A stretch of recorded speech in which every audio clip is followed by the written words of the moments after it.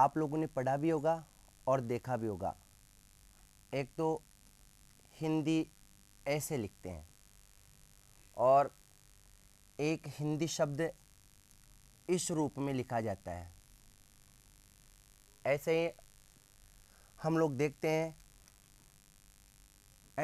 देखते हैं, ये शंकर शब्द है और ऐसे ही हम लोग लिखते हैं ये शंकर शब्द है। ऐसे हम बात करते हैं संबंध शब्द की और एक शब्द है संबंध। ऐसे ही हम बात करते हैं संचय और ऐसे ही बात करेंगे संचय। सबसे पहले दोस्तों आपके मस्तिष्क में प्रश्न ये उठता है कि इन दोनों रूपों में से कौन से रूप शुद्ध है और क्यों शुद्ध है। तो व्यवहारिक दृष्टि से तो दोनों ही रूप शुद्ध है। हिंदी आप लोग इस प्रकार भी देखते हैं और हिंदी इस रूप में भी देखी जाती है। शंकर ऐसे भी लिखते हैं, इस रूप में भी। संबंध, संचय और संचय, यानी व्यवहारिक दृष्टि से तो दोनों ही रूप शुद्ध है। लेकिन हम बात करें प्रतियोगी परीक्षाओं के लिहाज से, तो प्रतियोगी परीक्षाओं के लिहाज से इन दोनों रूपों में से प्रारंभिक सभी रूप अधिक मात्रा में शुद्ध व प्रामाणिक माने जाते हैं। आपके मस्तिष्क में प्रश्न उठता होगा कि साहब ऐसा क्यों। हम लोग तो चौथी क्लास से हिंदी ऐसे ही लिखते आ रहे हैं और आप कह रहे हैं कि हिंदी का ये प्रारूप शुद्ध है। तो परिवर्तन प्रकृति का नियम है और समय और परिस्थिति के अनुसार संसार में भी परिवर्तन होता रहता है। वैसे भाषा भी अनवरत रूप से बदलती रहती है। प्रारंभिक सभी रूप अधिक मात्रा में शुद्ध क्यों है, आप समझिएगा। तो ये बात आज की नहीं है, ये बात है 1935 की। जो बात मैं आपको बताने जा रहा हूँ कि इन दोनों रूपों में से प्रारंभिक रूप अधिक मात्रा में शुद्ध क्यों। प्रारंभिक रूप अधिक शुद्ध क्यों। वैसे तो दोनों ही शुद्ध है, लेकिन प्रारंभिक रूप अधिक मात्रा में शुद्ध क्यों।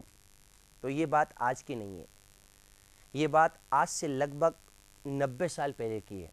और सन 1935 ईस्वी में हिंदी के बहुत बड़े प्रसिद्ध विद्वान हुए, जो किसी परिचय के मोहताज नहीं है और शायद आप उनका नाम भी सुन रखे होंगे।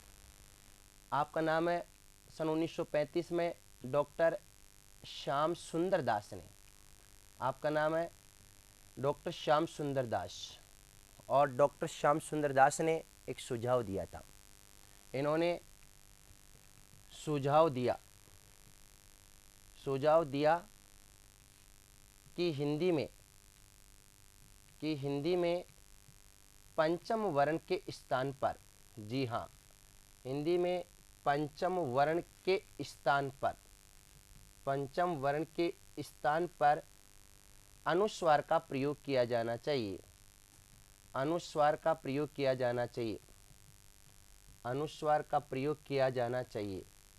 तो जितने भी पंचम वर्ण है दोस्तों, उनके स्थान पर किसका प्रयोग किया गया?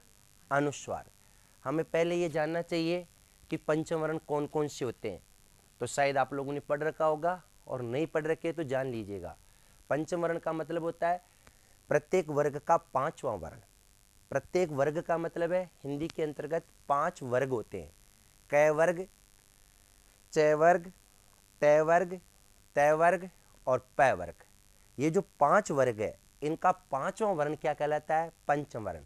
तो यहाँ पंचम वर्ण से तात्पर्य, जी हाँ, आपके मस्तिष्क में प्रश्न उठता होगा कि साहब पंचम वर्ण कौन कौन से हैं। तो यहाँ पंचम वर्ण से तात्पर्य कौन कौन से होंगे? प्रत्येक वर्ग का पांचवां वर्ण क्या कहलाएगा? पंचम वर्ण। यहाँ हम बात करेंगे क वर्ग के 5वें वर्ण की बात। तो क वर्ग का 5वां वर्ण होगा ये।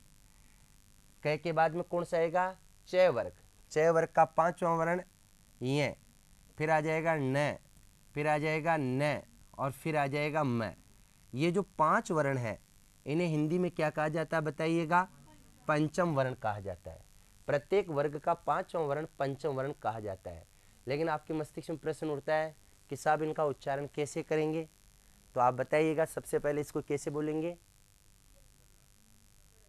अड़, वेरी गुड। आप करेंगे ये, तो क्या अलग अलग प्रदेशों में अलग अलग रूप से उच्चारित किया जाता है? तो फिर आप ही गलत है। फिर ठीक है क्या बोलते हैं बताइए?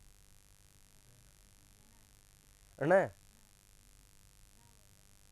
देखिए, सब काम ईमानदारी से होने चाहिए। नहीं आते तो नो सर बोल दीजिए, कोई दिक्कत नहीं। फिर भी आप कोशिश कर रहे हैं, धन्यवाद। क्या बोलेंगे इसको? मैं बता देता हूँ। नहीं नहीं बोलेंगे, देखिएगा ऐसे समझ में नहीं आएगा। और ये आप तो चूंकि भी लर्निंग स्टेज पे बड़े बड़े लोगों को भी नहीं आता, ऐसी कोई बात नहीं है। इसको क्या बोलेंगे? तो आप देखिएगा, ये वाह है, पढ़ सकते हैं ना आराम से। फिर यहाँ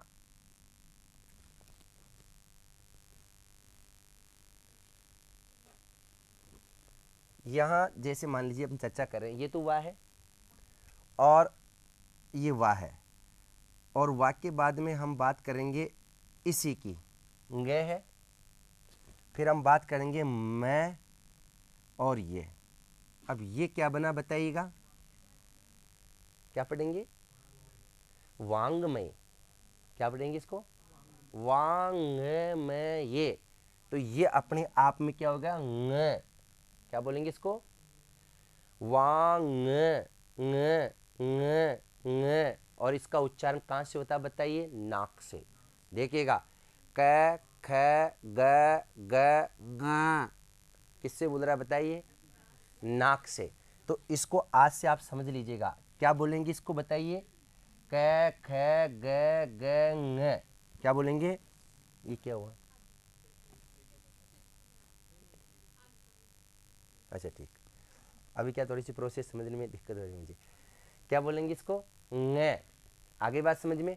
अब मैं देखिएगा, प्रश्न उठता है कि इसका शुद्ध उच्चारण हम लोग कैसे करें। तो दोस्तों, इसका शुद्ध उच्चारण के लिए हम लोग बात कर सकते हैं ng ng। ये मिलकर नहीं बना। आप कहीं ये समझने लग जाए कि आधे न और ग से ng बना है, ऐसा नहीं है। इसके उच्चारण के हिसाब से मैं बात कर रहा हूँ। इसका उच्चारण कैसे करेंगे? ng ng ng। न साइलेंट मोड पे काम करेगा और ग हो जाएगा ng। आगे बात समझ में। अगर हम बात करें किसके हिसाब से? अंग्रेजी के हिसाब से। तो अंग्रेजी में इसका उच्चारण कैसे करेंगे? तो इसका उच्चारण अंग्रेजी में करेंगे हम एनजी। एनजी लिखते ना, एन जी, ng। तो ये हो जाएगा क्या? वांग। तो ये तो क्या बोलेगा? ng। इसको क्या बोलेंगे? ये। क्या बोलेंगे जी? ये देखिएगा, यहाँ अनुस्वार भी आएगा न्य। और अगर हम अंग्रेजी में बात करें तो वाई एम आता है इसके लिए। किस शब्द का इस्तेमाल होता है? Y M. आई बात समझ में? यहाँ कोई दिक्कत नहीं होनी चाहिए। न न न और मैं। आगे बात समझ में। हम बात क्या कर रहे हैं कि श्याम सुंदर दास ने क्या सुझाव दिया? 1935 में श्याम सुंदर दास ने सुझाव दिया कि हिंदी में पंचम वर्ण के स्थान पर, पंचम वर्ण कौन कौन से? ये पांच जो है, इनके स्थान पर किसका प्रयोग किया जाना चाहिए बताइएगा? इनके स्थान पर, पंचम वर्ण के स्थान पर अनुस्वार का प्रयोग किया जाना चाहिए। आई बात समझ में? ये पांचों वर्ण होंगे, इसके स्थान पर अनुस्वार का प्रयोग किया जाना चाहिए। हिंदी के ज़्यादातर विद्वानों ने आपके इस सुझाव को स्वीकार कर लिया।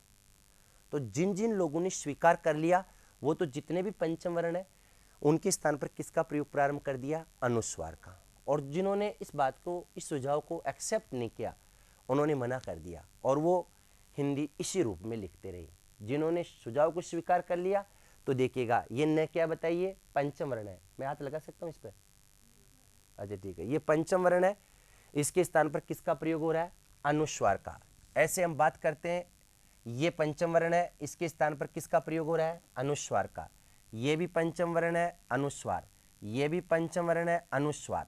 ये भी पंचम वर्ण है, किसका प्रयोग हो रहा है? अनुस्वार का। तो हिंदी में जितने भी पंचम वर्ण है, सबके स्थान पर किसका प्रयोग होना चाहिए बताइए? अनुस्वार का प्रयोग किया जाना चाहिए। ये सुझाव 1935 में हिंदी के बहुत बड़े विद्वान डॉक्टर श्याम सुंदर दास ने दिया था। ज़्यादातर लोगों ने आपके सुझाव को क्या कर लिया, स्वीकार कर लिया।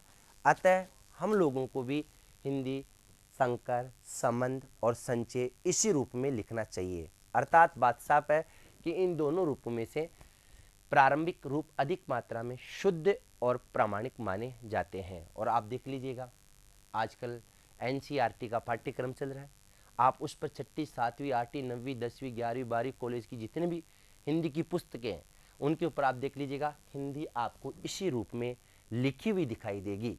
इससे ये स्पष्ट होता है कि प्रारंभिक रूप अधिक मात्रा में शुद्ध और प्रामाणिक माने जाते हैं। किसी के मस्तिष्क में कोई भी प्रश्न उठ रहा तो स्वागत है, आगे बढ़े। ठीक है, आगे बढ़ने के लिए ये दबा दें। ठीक है जी। हाँ, अब आपके मस्तिष्क में प्रश्न ये उठता होगा कि साहब हिंदी लिखना तो हमें आ चुका है, लेकिन आप ये बताइएगा, और बताना भी चाहिए, कि जिस भाषा को हम पढ़ने जा रहे हैं, कौन सी भाषा है, हिंदी, उसका उद्भव और विकास कहाँ से हुआ, ये भाषा कहाँ से आई है, ये भाषा कितने साल पुरानी है, इस भाषा से पहले कौन कौन सी भाषाएं चलती थी। अरे भाई बात साफ है, हम कहीं भी जाते हैं ना तो ये हमारा नैतिक दायित्व बनता है। हम गणित पढ़ने जा रहे हैं, हम अंग्रेजी पढ़ने जा रहे हैं, हम हिंदी पढ़ने जा रहे हैं, तो हमारा नैतिक दायित्व ये बनता है कि हमें जानना चाहिए कि ये इसका उद्भव और विकास कहाँ से हुआ। तो सबसे पहले हिंदी भाषा का उद्भव और विकास कहाँ से हुआ, तो दोस्तों कहा जाता है कि संस्कृत सब भाषाओं की जननी है। आप लोगों ने पढ़ा भी होगा, सुना भी होगा। तो संस्कृत सब भाषाओं की क्या है, जननी है। सबसे पहले कौन सी भाषा है बताइए, संस्कृत भाषा। कौन सी भाषाओं में, आर्य भाषाओं में। तो ये बात करें कि हिंदी भाषा का उद्भव और विकास कहाँ से हुआ, तो सबसे पहले आपकी भाषा कौन सी आई बताइएगा, संस्कृत। ये संस्कृत भाषा आ गई है। और ये क्या होगा इसमें, संस्कृत भाषा, संस्कृत भाषा से कौन सी भाषा बनी बताइएगा। हाँ जी, संस्कृत के बाद में किस भाषा का आविर्भाव हुआ, नहीं, अपभ्रंश का नहीं हुआ। पहले, इससे पहले हम चर्चा करें, संस्कृत भाषा से जिस भाषा का आविर्भाव हुआ वो भाषा आपकी कौन सी, संस्कृत के बाद में पाली। जी हाँ, ये पाली एक लैंग्वेज है, बिल्कुल सही है। और पाली से जिस भाषा का आविर्भाव हुआ वो कौन सी है बताइएगा। पाली के बाद में जो भाषा आई उसका नाम पड़ा प्राकृत। और प्राकृत के बाद में कौन सी भाषा का आविर्भाव हुआ दोस्तों, अपभ्रंश भाषा। बिल्कुल आपने सही समझा। अपभ्रंश भाषा के बाद में जिस भाषा का आविर्भाव हुआ वो आपकी कौन सी है बताइए। हाँ जी, एक बार फिर से समझिएगा, संस्कृत, पाली, प्राकृत, अपभ्रंश, और अपभ्रंश के बाद में जिस भाषा का उद्भव और विकास हुआ उस भाषा का क्या नाम है, हिंदी भाषा। तो हिंदी भाषा का उद्भव और विकास कहाँ कहाँ से हुआ, तो हिंदी भाषा का उद्भव और विकास दोस्तों सबसे पहले हमारी संस्कृत भाषा आई है। संस्कृत के बाद में कौन सी भाषा आई है, पाली भाषा आई है। पाली के बाद में कौन सी आई है, प्राकृत है। प्राकृत से कौन सी भाषा बनी, अपभ्रंश। और अपभ्रंश से कौन सी भाषा बनी है, हिंदी। अब आपके मस्तिष्क में प्रश्न ये उठता है कि साहब क्या संस्कृत एक ही थी। अरे भाई संस्कृत भाषा क्या एक ही थी, तो ऐसा तो नहीं है। संस्कृत भाषा के दो रूप प्रचलित थे, जिसमें से पहले जो भाषा आई वो तो आपकी बन गई कौन सी बताइए, वैदिक संस्कृत। एक तो कौन सी हो गई बताइए, वैदिक संस्कृत। और वैदिक संस्कृत के बाद में जो भाषा आई वो आपकी कौन सी होगी बताइएगा, लौकिक संस्कृत। तो सबसे पहले संस्कृत में भी कौन सी संस्कृत पहले आई है, वैदिक संस्कृत। और वैदिक संस्कृत से कौन सी भाषा का आविर्भाव हुआ है, लौकिक संस्कृत। हम यूँ समझ सकते हैं कि वैदिक संस्कृत के बाद में जिस भाषा का आविर्भाव हुआ वो लौकिक संस्कृत है। लौकिक संस्कृत के बाद में पाली भाषा है। पाली के बाद में प्राकृत है। और प्राकृत के बाद में कौन सी आ गई, अपभ्रंश। अब यहाँ ध्यान देने की आवश्यकता है, अपभ्रंश के 7 रूप माने जाते हैं। जैसे कोई कार्यालय होता है उसकी अलग अलग ब्रांचेज, शाखाएं होती है, वैसे अपभ्रंश एक भाषा है। अपभ्रंश भाषा के 7 क्षेत्रीय रूप है, जिनमें से एक का नाम क्या दोस्तों बताइएगा, एक का नाम है शोरसेनी अपभ्रंश। मैं फिर रिपीट कर दूं, अपभ्रंश के 7 क्षेत्रीय क्या माने जाते, 7 क्षेत्रीय रूप माने जाते, जिनमें से एक का नाम क्या बताइए, शौरसेनी। इस शौरसेनी अपभ्रंश से कौन सी भाषा का उद्भव और विकास माना जाता है, हिंदी भाषा का। आगे बात समझ में, एक बार फिर से रिपीट कर रहा हूँ, ये प्रश्न कई प्रतियोगी परीक्षाओं में कई बार अलग अलग रूप में पूछा जाता है। हिंदी भाषा की उत्पत्ति का सही और प्रमाणिक क्रम क्या होगा, बोलिए। सबसे पहले वैदिक संस्कृत, वैदिक संस्कृत के बाद लौकिक संस्कृत, फिर पाली भाषा, पाली से प्राकृत, प्राकृत के बाद अपभ्रंश के 7 क्षेत्रीय रूप है, उनमें से एक का नाम क्या है, शौरसेनी। और शौरसेनी अपभ्रंश से कौन सी भाषा का उद्भव और विकास हुआ, हिंदी भाषा का उद्भव और विकास माना जाता है। मुझे उम्मीद है ये प्रक्रिया समझ में आ गई होगी। आगे बढ़े, ठीक है जी। अब उद्भव और विकास के बाद में आपके मस्तिष्क में ये प्रश्न उठता होगा कि सर, जिस भाषा को हम पढ़ने जा रहे हैं ये भाषा आज से कितने साल पुरानी भाषा है, संस्कृत कितने साल पुरानी भाषा है। तो मैं आपकी जानकारी के लिए बताना चाहूँगा, हम इनके समय का आकलन करें इससे पहले ये जानना जरूरी है। देखिएगा, ये आपके क्या है, ये जीरो नहीं है, मैं बताने जा रहा हूँ। ये जीरो आप लोगों को दिखाई दे रहा है, ये है, आप इसको मानिएगा ईसा, ठीक है, जीरो ईसा। आज चल रही है 2019 ईस्वी, यहां तक समझ में आ गया जी। ईसा जीरो, आज चल रही 2019 ईस्वी। इससे पहले का टाइम हिंदी के हिसाब से उसको बोलेंगे हम ईसा पूर्व है। आगे बात समझ में, इधर का जो वक्त है वो हो जाएगा ईसा से किसका बताइए, पूर्व, यानी पहले का वक्त है। अब ईसा से कितने साल पहले का है इस पर जाने की आवश्यकता नहीं है, हम लोग जो पढ़ने जा रहे हैं वो बात साफ है। वैदिक संस्कृत कितने साल पहले की भाषा है, और वैदिक संस्कृत से हम इस बात पर पहुंचेंगे कि हिंदी भाषा का समय कितना होगा, क्योंकि हिंदी भाषा का उद्भव और विकास किससे हो रहा है दोस्तों बताइए, वैदिक संस्कृत से हो रहा है। तो यहाँ वैदिक संस्कृत का जो समय होगा, अब आप आराम से समझ सकते हैं, इसका जो समय है वो हो जाएगा ईसा पूर्व। जी हाँ, इसका जो समय है वो ईसा पूर्व कितने से लेकर बताइए, 1500 से लेकर ईसा पूर्व 800 तक का वक्त है, वो आपका किसका होगा, वैदिक संस्कृत का। यानी इसका मतलब है हम इस निष्कर्ष पर पहुंच रहे हैं कि वैदिक संस्कृत कितने साल पुरानी भाषा है। तो आप देख लीजिएगा, आज 2019 चल रही है, इससे कितने साल पहले की बताइएगा, 1500 ईसा पूर्व की है, तो 2019 में फिर 1500 आप जोड़ लीजिएगा, लगभग 3519 वर्ष पुरानी भाषा कौन सी है, संस्कृत। 3519 वर्ष पहले की भाषा आपकी कौन सी, संस्कृत में भी कौन सी बताइए, वैदिक संस्कृत। अब आपके मस्तिष्क में प्रश्न ये उठता होगा कि साहब हमें तो एग्जैक्टली पता चल चुका है कि 3519 साल पुरानी हिंदी भाषा है, तो आप बार बार लगभग शब्द का इस्तेमाल क्यों कर रहे हैं। बात भी सही है, अरे भाई हमें पता ही चल चुका है कि 2019 तो आज चल रही है, और इससे पहले का समय कितना बताइए, 1500, तो एग्जैक्टली कितना हो गया, 3519 साल पहले की भाषा हो गई। तो फिर हम लगभग क्यों लगा रहे हैं। तो देखिएगा, राजस्थानी में कहावत है कि 3 कोस पे पानी बदले, 3 कोस पे पानी बदले, 8 कोस पे बाणी। तो इसका मतलब 3 कोस, एक कोस में एवरेज आप समझदार है 3 किलोमीटर होते हैं, तो इसका मतलब 9 किलोमीटर में पानी बदल जाता है। पानी का स्वरूप नहीं बदलता भाई, कहीं यहाँ तरल पानी और वहाँ जाके ठोस पानी हो जाएगा, ऐसा तो होता नहीं है, लेकिन उसका जो स्वाद बदल जाता है। बहुत समझदार है आप, स्वाद बदल जाता है।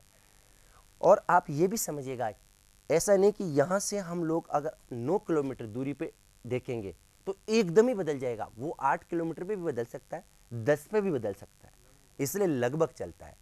और नदी का प्रवाह भी ऐसा ही होता है दोस्तों, नदी का बहाव जानते हैं, जैसे नदी बह रही है तो वो एकदम नहीं रुकती, वो धीरे धीरे जाकर रुकती है। तो नदी का प्रवाह है, और भाषा का प्रवाह है, प्रवाह का मतलब होता है बहाव, एक जैसा ही होता है। इसलिए इन दोनों के लिए, नदी के प्रवाह के लिए और भाषा के प्रवाह के लिए लगभग शब्द का प्रयोग प्रासंगिक रहता है। इसलिए हम इस रिजल्ट पर पहुंच रहे हैं कि जो वैदिक संस्कृत है वो आज से लगभग 3519 वर्ष पुरानी भाषा है। वैदिक संस्कृत के बाद में कौन सी भाषा है दोस्तों? लौकिक संस्कृत। और लौकिक जो संस्कृत है इसका जो वक्त है, अब आप आ जाइएगा, क्या होगा बताइए। इनका जो वक्त है वो है ईसा पूर्व कितने से बताइए, 800 से लेकर 500 ईसा पूर्व तक का जो वक्त है वो आपका हो गया लौकिक संस्कृत का। इसका मतलब बात साफ है, ये कितने साल पुरानी भाषा हो गई, आप सोच सकते हैं, समझ सकते हैं, विचार कर सकते हैं। इसके बाद कौन सी भाषा है बताइएगा? पाली। ये हिंदी है और आपको पता है हिंदी के अंतर्गत एक मात्रा अर्थ का अनर्थ पैदा कर देती है। अगर मैं इस पाली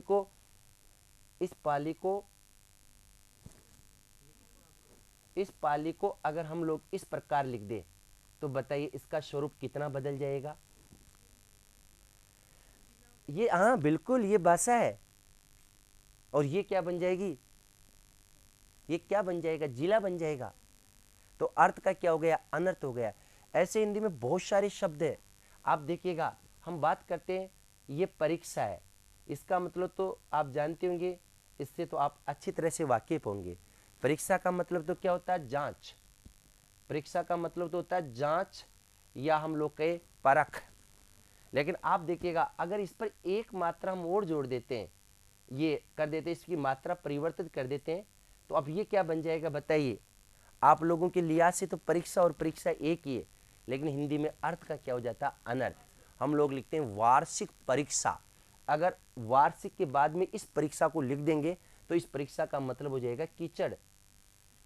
तो ये क्या हो जाएगा बताइए? वार्षिक कीचड़। तो अर्थ का क्या हो जाता है? अनर्थ हो जाता है। तो इन बातों को आपको ध्यान में रखना होगा, इन बातों का ख्याल रखना होगा। वापिस चलते हम लोग, ये आगे पढ़ेंगे कहाँ? जब हम युग्म शब्द पढ़ेंगे। इसके बाद में देखिएगा प्रश्न उठता है कि पाली भाषा का समय क्या है, तो आ जाएगा इसका जो वक्त है वो हो जाएगा आपका ईसा पूर्व कितने से बताइए? 500 से लेकर दोस्तों 1 ईस्वी तक का समय किसका हो गया बताइए? पाली भाषा का। अब आप देख लीजिएगा, आप लोग यहाँ पहुँच चुके हैं 1 ईस्वी तक, और इसके बाद में हम लोग आगे बढ़ते हैं। अब ईसा पूर्व नहीं चलेगा, अब क्या चलेगा? 1 ईस्वी से लेकर, 1 ईस्वी से लेकर कितना दोस्तों बताइएगा? 1 ईस्वी से लेकर 500 ईस्वी तक का जो वक्त है वो किसका होगा बताइए? प्राकृत भाषा का। और प्राकृत के बाद में जो भाषा आई वो कौन सी हो जाएगी बताइए? अपभ्रंश। तो अपभ्रंश भाषा का समय क्या होगा जी बताइए? 500 ईस्वी से लेकर कहाँ तक? 1000 ईस्वी तक का जो वक्त है वो कौन सी भाषा का माना जाता है? अपभ्रंश का। और अपभ्रंश के बाद में जो भाषा आई उसका नाम क्या बताइए? हिंदी। तो हम इस निष्कर्ष पर पहुंच रहे हैं कि हिंदी भाषा का उद्भव और विकास कब से माना जाएगा? 1000 ईस्वी से लेकर आज तक का जो वक्त है वो किस भाषा का माना जाता है? हिंदी भाषा का।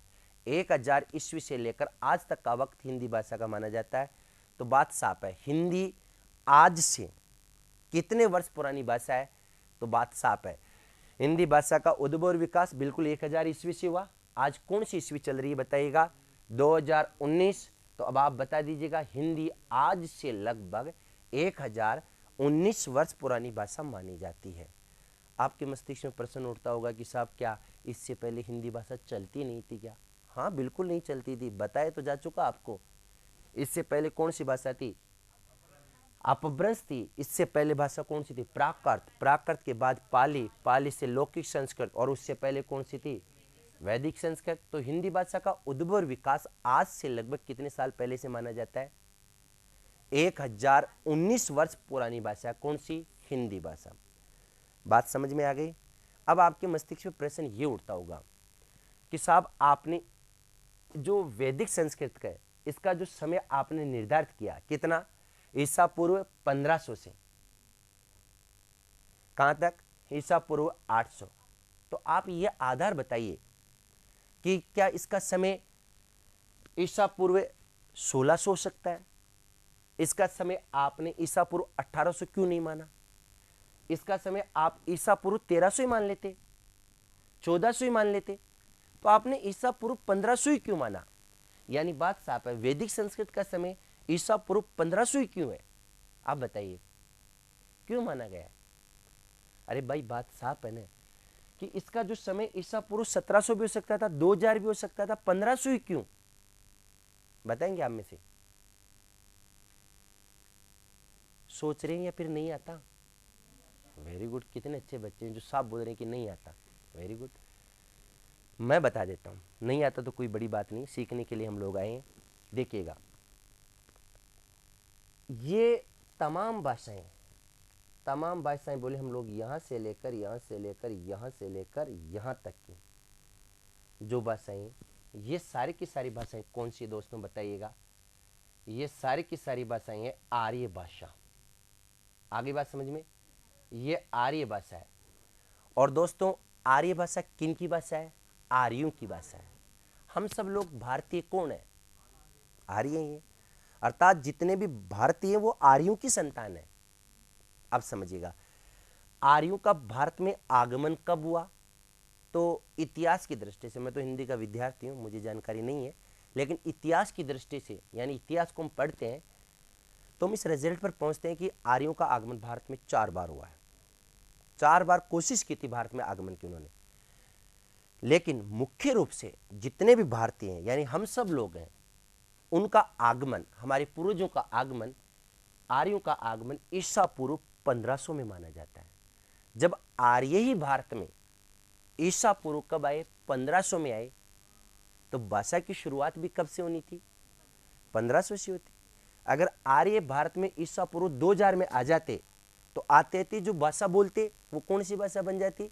आर्य भाषा बन जाती, तो शुरुआत 2000 से हो जाती। इसलिए आर्यों का आगमन भारत में ईसा पूर्व 1500 से माना जाता है। इसलिए हिंदी भाषा का उद्भव और विकास भी कब से माना जाता है? 1500 से माना जाता है। आई बात समझ में? ये बात साफ है। पहली बात, हिंदी भाषा का उद्भव और विकास कहाँ से हुआ, समझ गए। हिंदी आज से कितने वर्ष पुरानी भाषा है, ये भी आप अच्छी तरह से समझ गए होंगे। चलिए अब आगे बढ़ते हैं हम लोग। आपके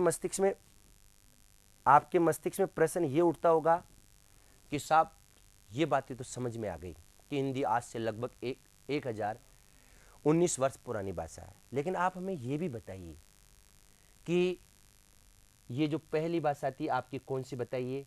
वैदिक संस्कृत। जो पहली भाषा वैदिक संस्कृत थी, इस वैदिक संस्कृत में क्या क्या लिखे गए हैं? इसके बाद दूसरी भाषा कौन सी आई बताइए? लौकिक संस्कृत। इसमें क्या क्या लिखे गए हैं? आप ये भी बताइए कि पाली में क्या क्या लिखे गए हैं। इसके बाद भाषा आ गई आपकी कौन सी? प्राकृत भाषा आ गई। प्राकृत के बाद में कौन सी आ गई बताइए? अपभ्रंश। और अपभ्रंश के बाद भाषा बनी आपकी कौन सी? हिंदी भाषा। तो वैदिक संस्कृत में क्या क्या लिखे गए? वैदिक संस्कृत कितने साल पुरानी भाषा है, ये जानकारी मैं अभी भी आपको दे चुका हूं। आज से लगभग 3519 वर्ष पहले की बात है। वैदिक संस्कृत के अंतर्गत अगर इस शब्द की बात करें तो ये शब्द बना वेद में कौन सा प्रत्यय लग गया दोस्तों? एक प्रत्यय लग गया। वेद में जैसे एक प्रत्यय लगेगा तो वैदिक बनता है। कैसे बनता है ये बात मैं प्रत्यय प्रकरण में आपको अच्छे से समझाऊंगा, क्योंकि अगर हम अभी प्रत्यय के बारे में चर्चा करेंगे तो हमारी जो मूल विचारधारा उससे भटक जाएंगे। ठीक है, लौकिक शब्द कैसे बना ये भी आप जान लीजिएगा। इस शब्द का निर्माण भी लोक प्लस किससे माना जाता है बताइए? एक से माना जाता है। लोक प्लस एक से क्या बनता है? लौकिक। आई बात समझ में? पाली, प्राकृत, अपभ्रंश और फिर कौन सी भाषा बन गई आपकी बताइए? हिंदी भाषा। सबसे पहले बात करेंगे वैदिक संस्कृत में क्या क्या लिखे गए, तो आप देख लीजिएगा। वैदिक संस्कृत में लिखे गए दोस्तों आपके वेद। नाम सुना होगा। कई लोग कहते हैं कि वेदों में लिखा गया है, तो बात साफ है। वेदों की संख्या कितनी मानी जाती है? 4। ऋग्वेद, यजुर्वेद, सामवेद, अथर्ववेद, ये 4 प्रकार के वेद हैं। चारों वेदों की जो रचना है वो कौन सी भाषा में हुई है? वैदिक संस्कृत में। वेद के बाद हम बात करते हैं क्या आ गए बताइए? पुराण, पुराण के बाद क्या आएंगे? उपनिषद। वेद, पुराण और उपनिषदों की भाषा कौन सी है? वैदिक संस्कृत। अब आप देख लीजिएगा, ये बातें मैं आपको इसलिए बताने जा रहा हूँ और जरूरी भी है। वैदिक संस्कृत में वेद लिखे गए हैं, पुराण लिखे गए हैं, और क्या लिखे गए? उपनिषद लिखे गए। अगर आपसे कोई पूछ ले, और कोई की बात से चिंता करने की जरूरत भी नहीं है, प्रतियोगी परीक्षाओं में आ जाए कि वेद कितने साल पुराने हैं, तो अब आपको दिमाग लगाना पड़ेगा वेद किस में लिखे गए? वैदिक संस्कृत में लिखे गए। और वैदिक संस्कृत कितने साल पुरानी है? 3519 वर्ष पहले क्या लिखे जा चुके?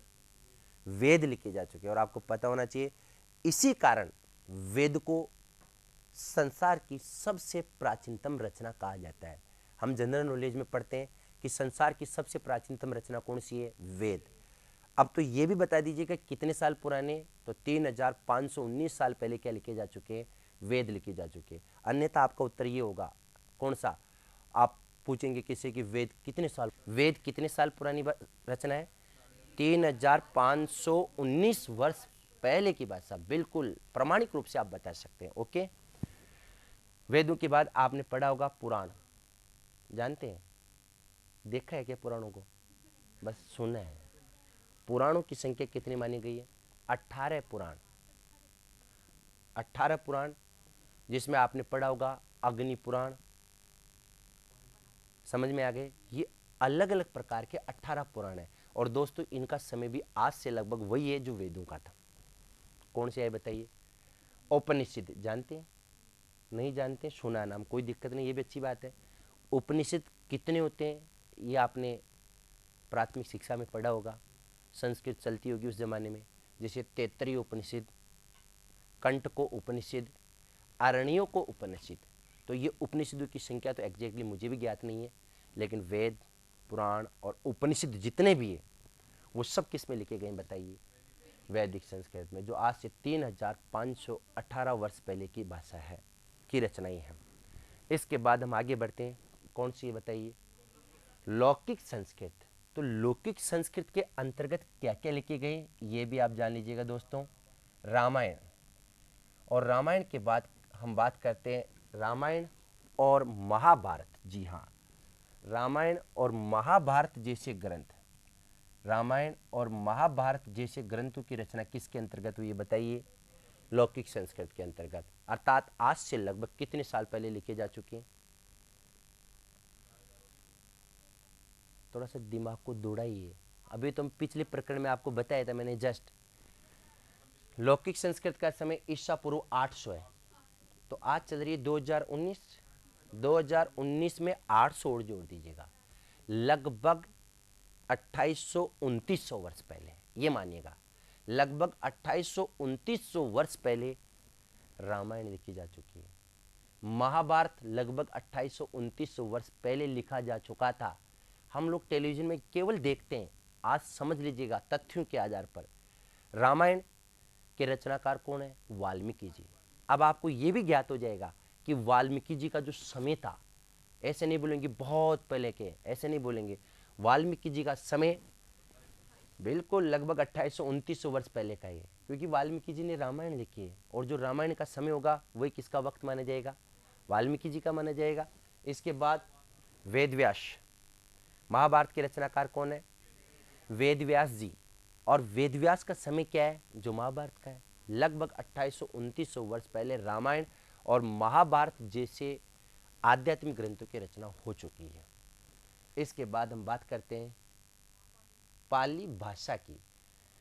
पाली क्या है तो आप देख लीजिएगा, पाली अपने आप में क्या होगी, तो ये बात भी आप समझ लीजिएगा। पाली बौद्ध धर्म की भाषा है, पहली इंपॉर्टेंट बात। पाली बौद्ध धर्म की भाषा है, ये देखिएगा। और बौद्ध शब्द बना कैसे? तो बौद्ध शब्द बना है बुद्ध प्लस ऐसे। बुद्ध शब्द में अ प्रत्यय लगते क्या बन जाएगा? बुद्ध बन जाएगा।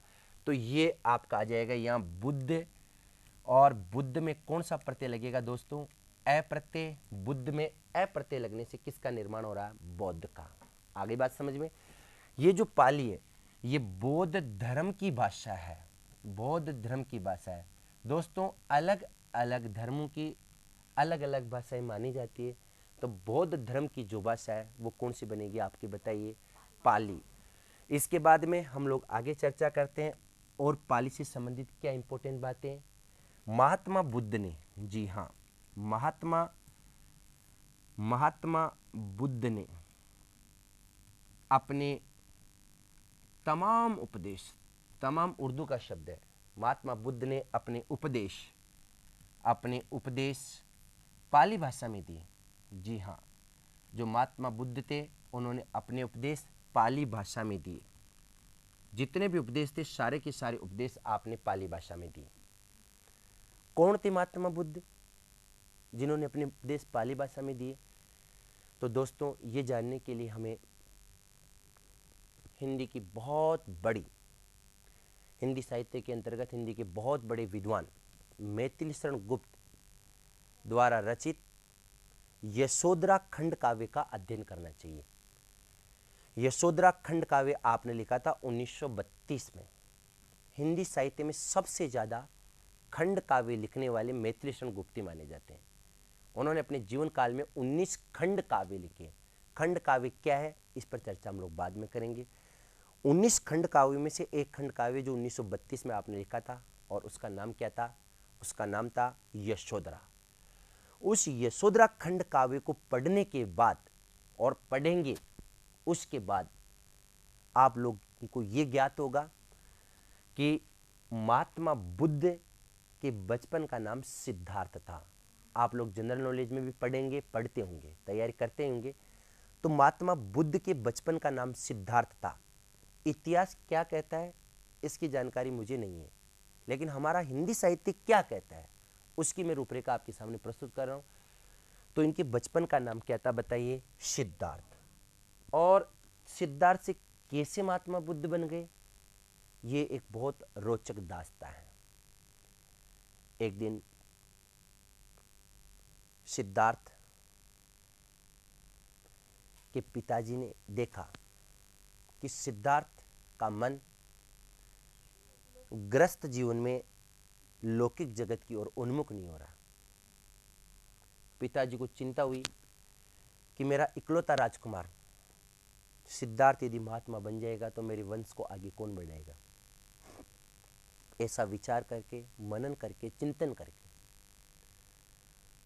सिद्धार्थ का अल्प आयु में निकाह कबूल करवा दिया जाता है, यानी उनकी शादी करवा दी जाती है। और उनकी शादी किसके साथ होती है? यशोधरा के साथ। यशोधरा के साथ उनकी शादी होती है और एक पुत्र भी प्राप्त होता है जिसका नाम राहुल रखा गया। एक पुत्र की प्राप्ति हुई जिसका नाम राहुल रखा गया। राहुल की जन्म के पश्चात की बात है ये, शायद ये सब चीज़ें ईश्वर को मंजूर नहीं थी। एक दिन राजकुमार सिद्धार्थ, पहले तो राजकुमार सिद्धार्थ ही थे, अपने महल के ऊपर टहल रहे थे। 3 अप्रिय घटनाओं ने उनके जीवन की दशा और दिशा दोनों ही बदल दी। पहले दिन उन्होंने देखा कि कुछ लोग मुर्दे को लेकर नदी में बहाने के लिए लेके जा रहे थे। राजकुमार सिद्धार्थ को बड़ी चिंता होती, उन्हें लगता है कि मुझे भी एक न एक दिन लोग ऐसे ही नदी नालों में बहाने के लिए लेके जाएंगे। अर्थात मनुष्य की इस संसार से परिणति निश्चित है। दूसरे दिन वो देखते हैं कि एक वृद्धा थी और वृद्धा के जो बाल थे वो एकदम सफेद हो चुके थे। उन सफेद बालों को देखकर राजकुमार सिद्धार्थ को बहुत ज्यादा चिंता हुई। तीसरे दिन एक वृद्धा जो बीमारी से परेशान थी, वो हरे राम हाय राम या अपने ईश्वर का स्मरण कर रही थी। इन 3 बातों में से नंबर 2 बात, और उस बात को देखकर वे बहुत ज़्यादा क्या हुई बताइए? विचलित हुई। और विचलित होने के बाद उनको लगा कि है ना, इस संसार के अंतर्गत कोई भी हमें भव सागर को से पार उतारने के लिए अगर काम आ सकता है तो सिर्फ कौन आ सकता है? भगवान आ सकता है। और दूसरी बात को देखकर उनके मुंह से सहसा ही निकल पड़ा कि देखिए मैंने आज जरा जरा का मतलब होता थोड़ा, और जरा का मतलब होता बूढ़ापा। देखी मैंने आज जरा, हो जाएगी एक दिन मेरी यशोधरा, कि आज मैंने बूढ़ापा देख लिया, मेरी धर्म पत्नी यशोधरा भी एक दिन ऐसी हो जाएगी। इन तीनों बातों को सोचकर विचार करके सिद्धार्थ को बहुत ज़्यादा गलाने हुई, तृष्णा हुई, और अपनी धर्मपत्नी और अपने 1 वर्षीय पुत्र राहुल को अर्धरात्रि को सोता छोड़कर वो कहाँ चले गई? ज्ञान प्राप्ति के लिए चले गए, जिसे हम लोग बौद्ध धर्म में केवल्य प्राप्ति कहते हैं। केवल्य प्राप्ति के लिए निकल गए। तब उनकी पत्नी ने कहा था, और ये केवल्य प्राप्ति के लिए जो निकले, उस घटना को साहित्य जगत में, इतिहास जगत में महाभिनिष्क्रमण कहा जाता है। तब उनकी पत्नी ने कहा था, किससे? अपनी सखी से, कि अबे सखी मुझसे कहकर तो जाते, अबे सखी वे मुझसे कहकर तो जाते, जाने कहाँ भटकेगा, कौन सी राहों में जा अटकेगा, मुझे सोता छोड़ चला मेरा मतवाला। अबे सखी वे मुझसे कहकर तो जाते, लेकिन बिना कहे चले गए, और वो बिना कहे जो चले गए थे, वही सिद्धार्थ आगे जाकर क्या बन गए दोस्तों? महात्मा बुद्ध बन गए। और महात्मा बुद्ध ने अपने तमाम उपदेश किस भाषा में दिए? पाली भाषा में दिए। इसके बाद में हम आगे बढ़ते हैं। प्रश्न उठता है कि साहब और क्या है पाली भाषा में? तो मैं आपकी जानकारी के लिए बताना चाहूँगा, पाली भाषा के अंतर्गत दोस्तों र, ये वाला हलंत, ये र तथा विसर्ग, र तथा विसर्ग का क्या होता है? अभाव। इसके अंतर्गत र का और विसर्ग का अभाव होता है। पाली भाषा आप पढ़ेंगे नहीं पढ़ेंगे ये बात की बात है, लेकिन पाली भाषा के अंतर्गत र नहीं होता, और पाली भाषा के अंतर्गत विसर्ग भी नहीं होता। अब आपके मस्तिष्क में प्रश्न उठता होगा कि साहब आपको कैसे पता? भाई ये भी तो बात सही है, आपको कैसे पता? तो मैंने तो पढ़ा है इसलिए पता है, आपको पढ़ना चाहिए। और देख लीजिएगा कैसे पता। आपने नोट किया होगा, एक शब्द आता है ध म प द, धमपद, पढ़ते हैं ना आप लोग? ये धमपद है ना, अगर इसका हिंदी वर्जन हम लिखेंगे तो ये है क्या? हिंदी में धर्म के पद है, लेकिन पाली भाषा में रे नहीं होता, तो फिर क्या आ जाता है बताइए? धमपद। इसलिए पाली भाषा में रे का भी अभाव होता है, और पाली भाषा में विसर्ग भी नहीं पाया जाता है। फिर आगे बढ़ते हैं, और क्या होता है इसके अंतर्गत? हम लोग हिंदी में पढ़ते हैं, हिंदी में श, स और स, 3 प्रकार के श होते हैं, लेकिन यहाँ श, जिसको हम लोग आगे बताएंगे तालव्य श, श तथा मूर्धन्य श, इसको क्या बोलते हैं? हम बताइएगा। इसको बोलते हैं मूर्धन्य श, और इसको बोलते हैं हम लोग क्या?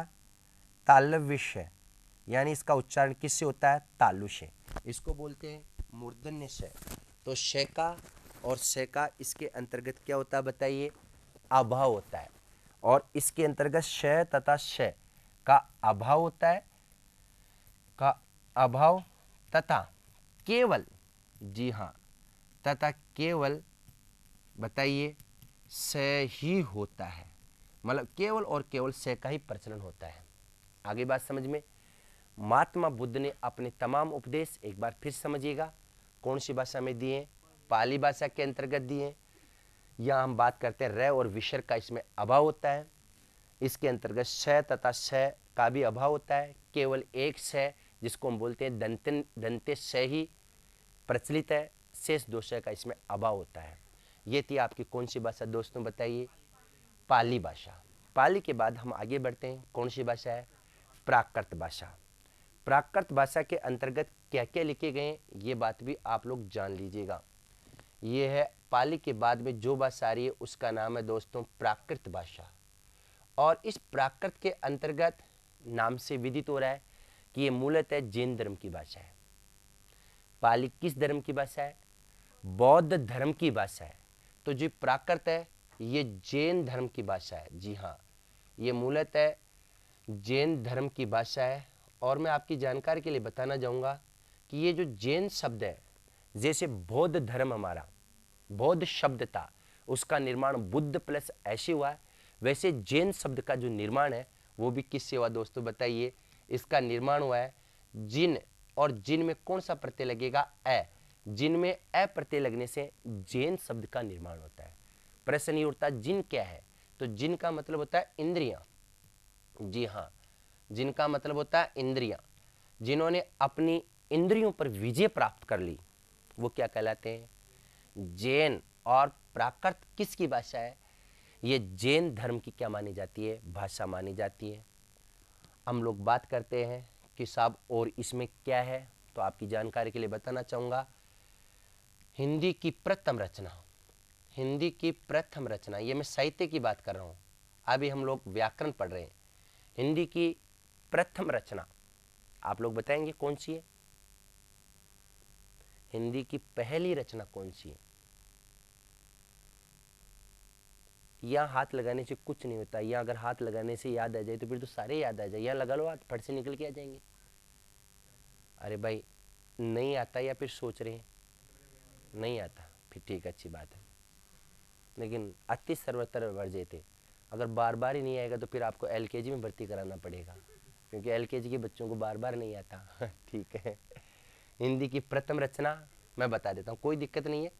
हिंदी की पहली रचना है, ये है दोस्तों श्रवकाचार। ये हिंदी की पहली रचना है, श्रवकाचार। कब लिखी गई ये रचना, मैं जानकारी के लिए बताना चाहूंगा। ये रचना लिखी गई 933 ईस्वी में।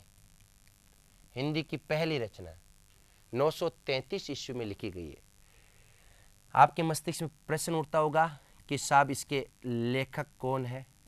तो इसके जो लेखक है वो देवसेन है, और देवसेन नामक आचार्य ने हिंदी की पहली रचना लिखी है जिसका नाम है श्रवकाचार। प्रश्न उठता है कि देवसेन कौन थे?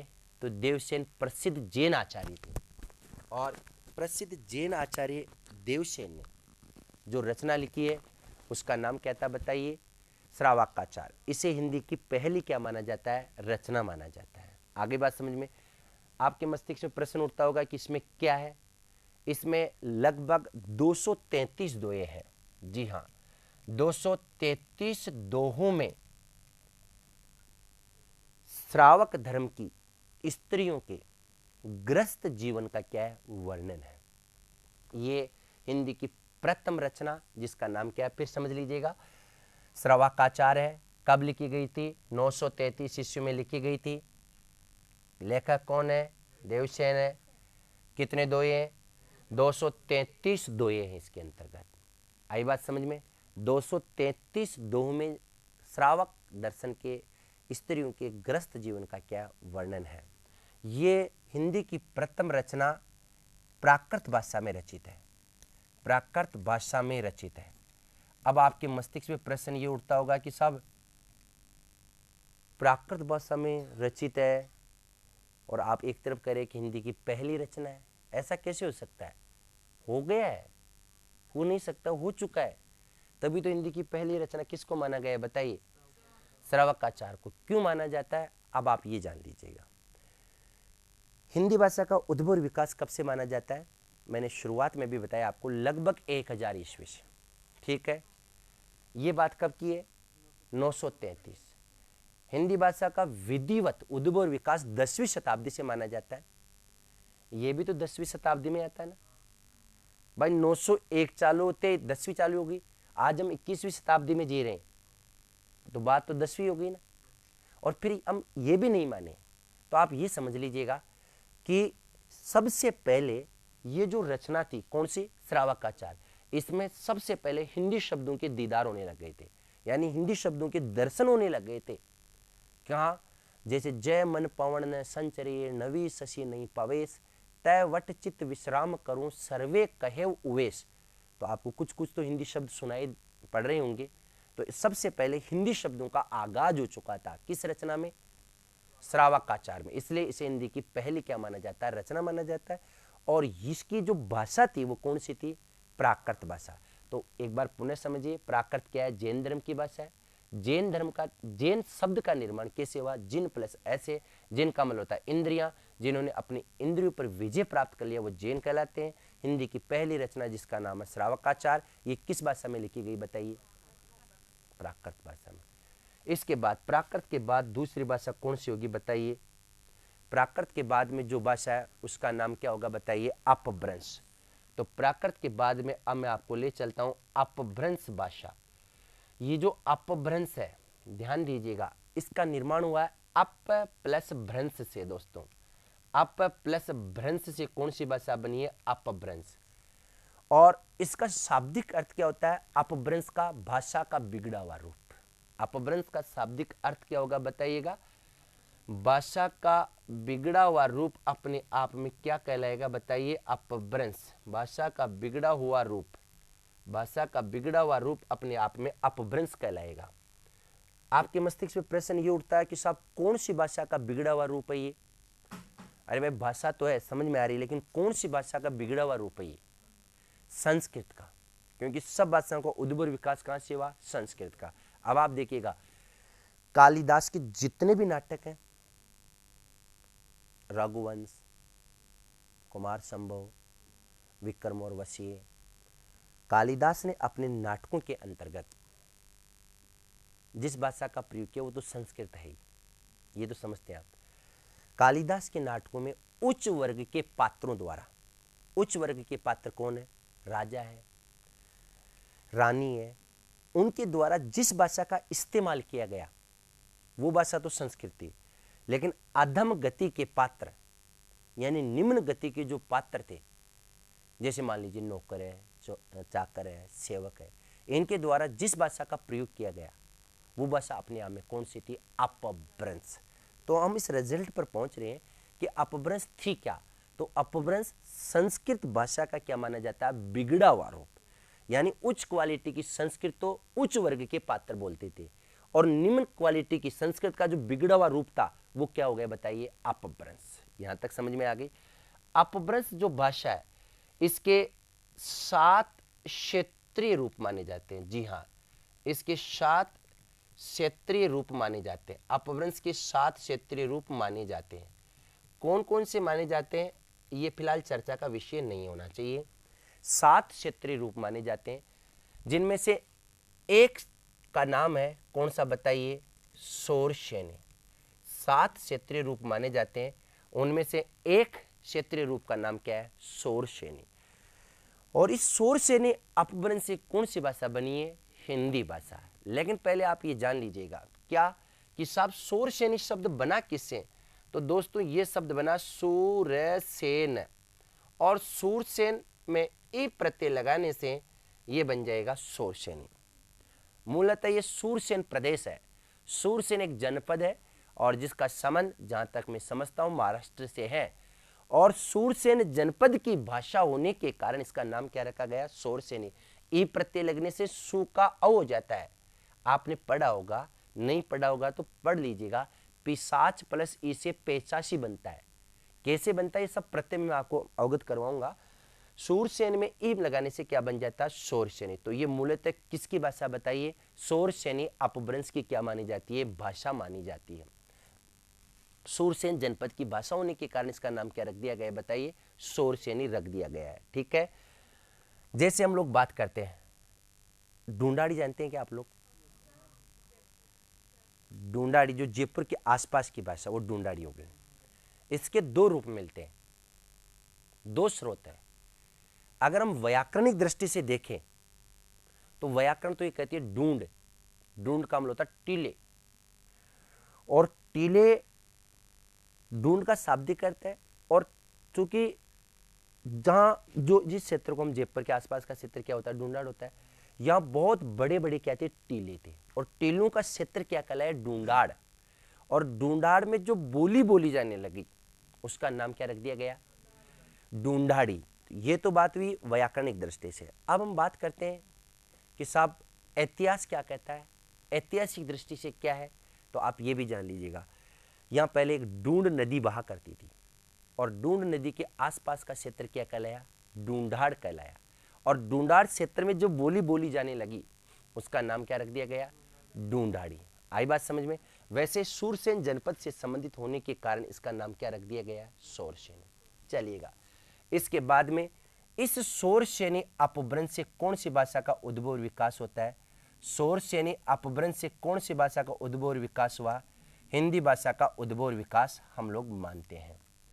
अब आपके मस्तिष्क में प्रश्न उठता है कि साहब आप ये बताइए कि क्या प्रारंभ में यानी 10वीं शताब्दी की शुरुआत में क्या हिंदी शब्द का प्रयोग भाषा के लिए किया जाता था या फिर अन्य रूप में इसका प्रयोग किया जाता था? तो दोस्तों आपकी जानकारी के लिए बताना चाहूँगा, ये जो हिंदी है इसका हिंदी शब्द का सबसे पहले प्रयोग, जी हाँ, हिंदी शब्द का सबसे पहले प्रयोग, हिंदी शब्द का सबसे पहले प्रयोग भाषा के लिए नहीं होता था। सबसे पहले प्रयोग भाषा के लिए, जी हाँ, भाषा के लिए न होकर भारतीयों के लिए होता था, भारतीयों के लिए होता था। इस शब्द का सबसे पहले प्रयोग भाषा के लिए न होकर किसके लिए होता था बताइए? भारतीयों के लिए होता था। अब आप सोचते होंगे कि साहब आपको कैसे पता है कि भारतीयों के लिए इसका प्रयोग होता था?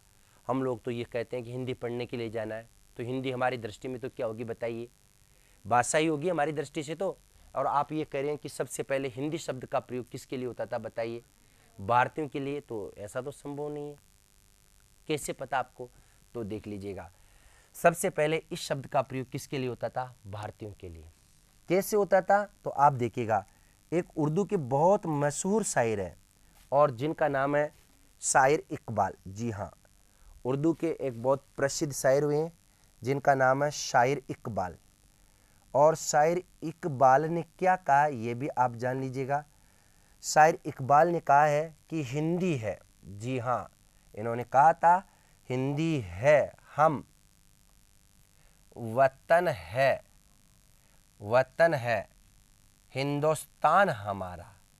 हिंदी है हम, वतन है हिंदुस्तान हमारा। तो आप ये देखिएगा, सबसे पहले हिंदी शब्द का प्रयोग हिंदी है हम। हिंदी का मतलब भाषा है क्या? तो हिंदी का मतलब क्या है? हिंदुस्तानियों। और हिंदुस्तानी के निवासियों को क्या कहा गया था? भारतीय है हम। हिंदी का मतलब यहाँ भाषा नहीं है, भारतीय है हम, वतन है हिंदुस्तान हमारा। और ये जो हमारा मजहब है, हमारा जो धर्म है, हमारा जो देश है, उसका नाम क्या रखा गया बताइए? हिंदुस्तान है। लेकिन दोस्तों जो मैं बताने जा रहा हूँ वो बात ये है कि हिंदी शब्द का सबसे पहले प्रयोग भाषा के लिए न होकर किसके लिए हुआ करता था? भारतीयों के लिए। और कालांतर में धीरे धीरे हिंदी शब्द का प्रयोग किसके लिए रूढ़ हो गया बताइए? भाषा के लिए ये शब्द क्या हो गया है? रूढ़ हो गया। तो ये तो थी सारी की सारी तमाम चीज़ें हिंदी की परिचयात्मक भूमिका। कहाँ से हिंदी भाषा का उद्भव और विकास हुआ, कितने साल पुरानी भाषा है, कहाँ से इसका उद्भव और विकास के साथ साथ इसमें क्या क्या लिखे गए, इन तमाम पहलुओं पर हम लोग चर्चा कर चुके हैं। मुझे उम्मीद है अच्छे से समझ में आ गए होंगे।